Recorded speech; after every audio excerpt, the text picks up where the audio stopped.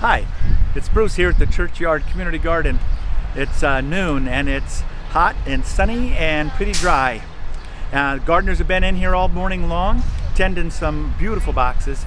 And the hot and dry part's what I want to talk about, because those cool weather crops that we planted 6 weeks ago or so are going to start getting bitter if we don't start eating them. So the lettuces and the spinaches are big and beautiful heads right now, and when it gets hot and dry, they're going to start flowering, and when they start doing that, the plant's going to not be as good to eat as it used to be. So you've got a couple options with greens.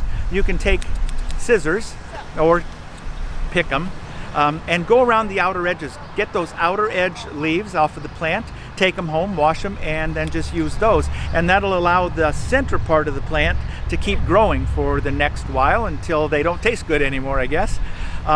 That's one way to do it, and that's a great way, starting early, that you can just keep yourself supplied with lettuces and greens for salads or whatever you do with them for a long time.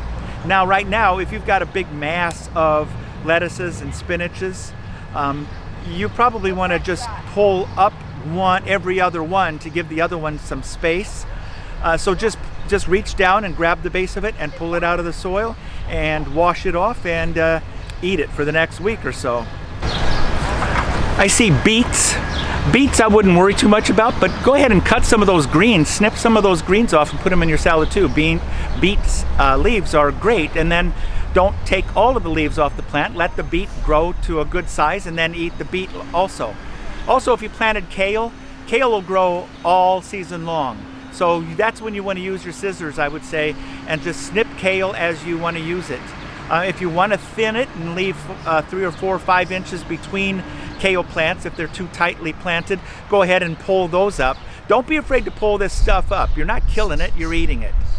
The peas are planted when it's cool, but the peas should be flowering soon, and you'll start picking peas.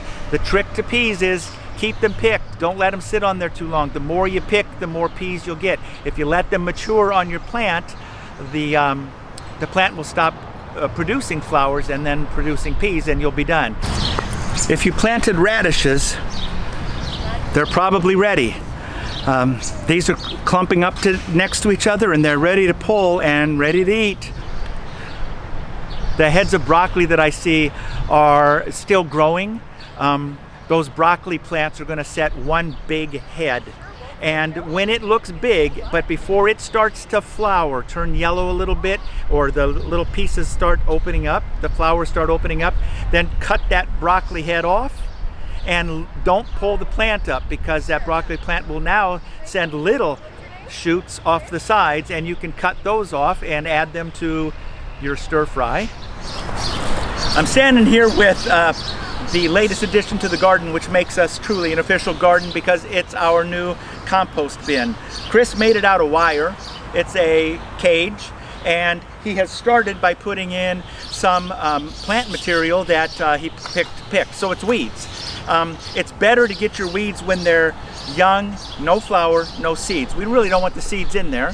There's no secret to a compost pile. You pile up plants, they rot, they turn into good compostable soil, and this is one way for us to enrich the soil and make our garden better, probably for next year.